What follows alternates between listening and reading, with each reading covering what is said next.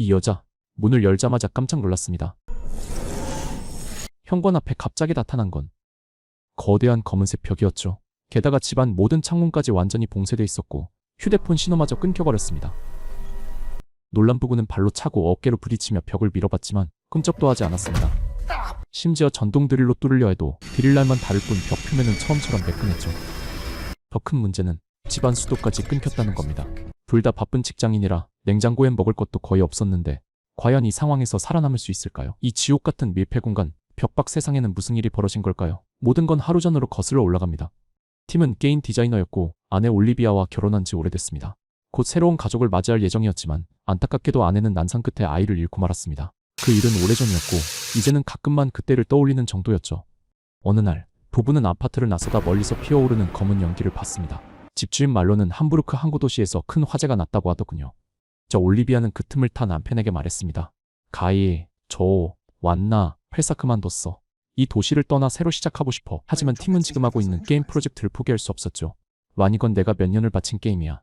지금은 못 떠나. 마침 걸려온 회사 전화가 그 대화를 끊어버렸습니다.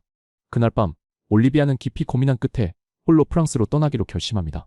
문을 열자 그 순간 마치 미래 기술로 만든 듯한 거대한 검은 벽이 눈앞에 나타났습니다. 창문도 문도 전부 그 벽으로 막혀 있었죠.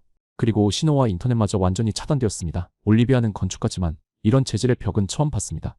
드릴은커녕 어떤 도구로도 흠집조차 낼 수 없었고 오히려 장비만 손상됐습니다. 팀은 검은 벽을 피해 일반 벽을 뚫어보려 했지만 곧 또 다른 벽에 부딪혔죠. 사방이 전부 막혀 있었습니다. 그때 액자 뒤에서 소리가 들렸습니다. 급히 구멍을 뚫어보니 옆집 세입자가 있었습니다. 그들도 똑같이 이 검은 벽에 갇혀 있었죠. 즉, 이 건물 전체가 봉쇄된 상태였던 겁니다.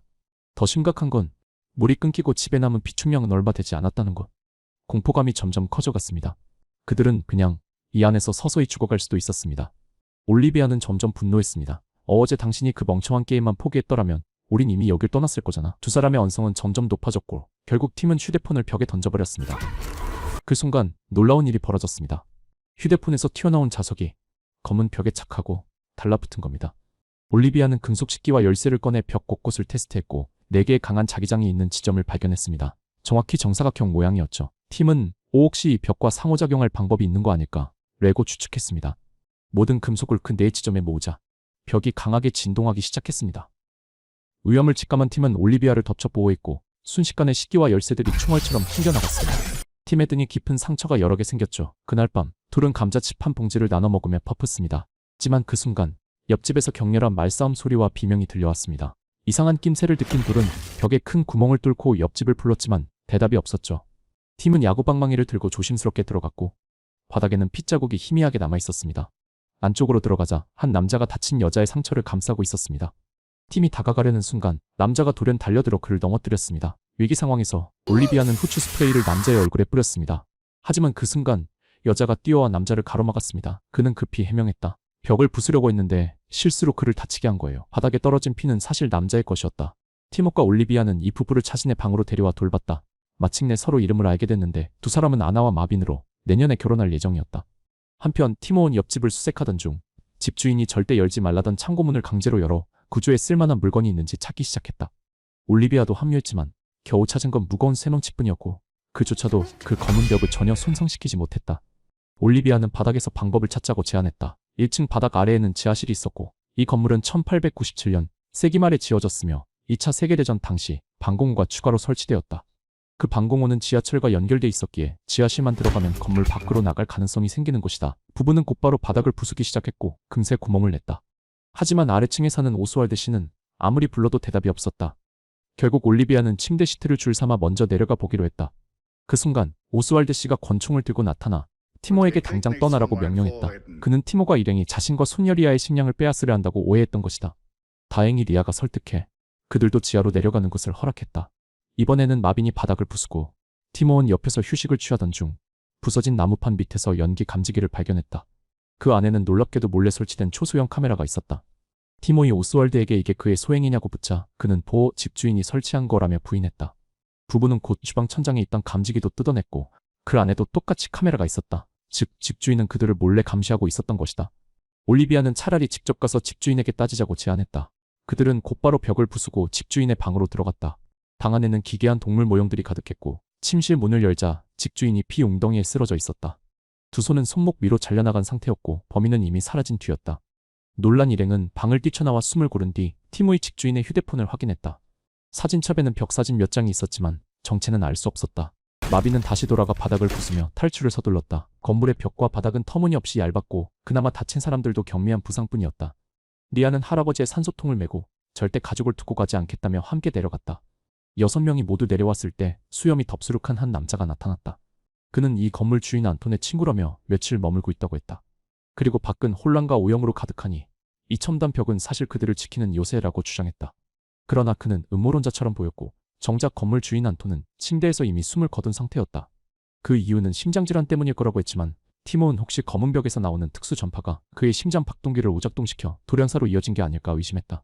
일행은 지체 없이 지하실로 내려갔고 마침내 부서진 층더미 뒤에서 지하 터널 입구를 발견했다.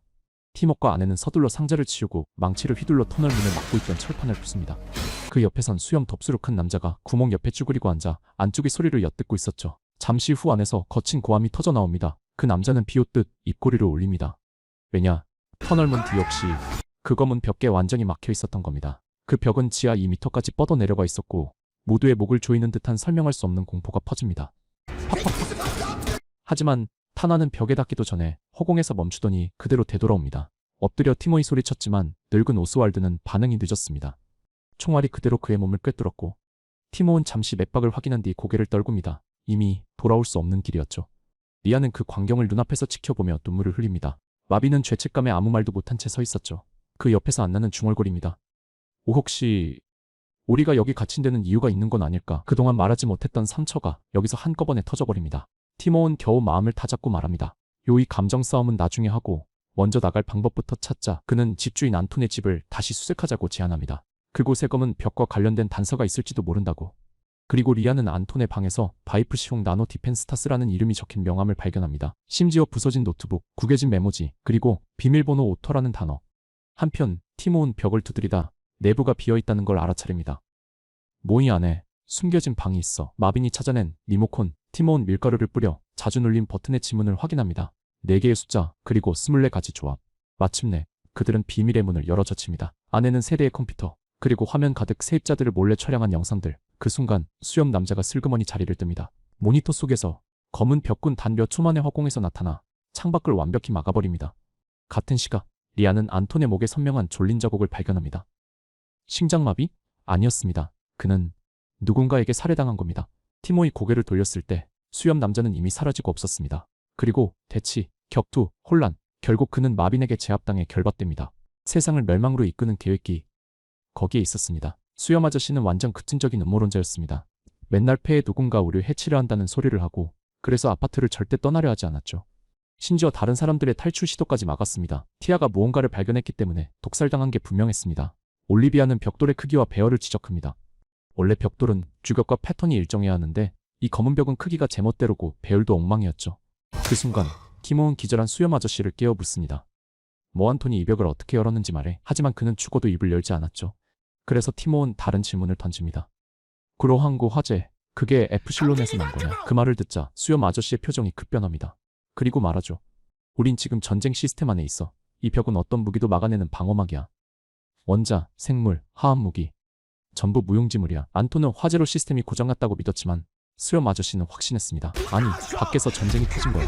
그래서 방어 시스템이 자동으로 켜진 거라고. 결국 두 사람은 격하게 다투었고 안톤이 경고를 무시하고 벽을 열자 수염 아저씨는 분노에 휩싸여 그를 죽여버렸습니다.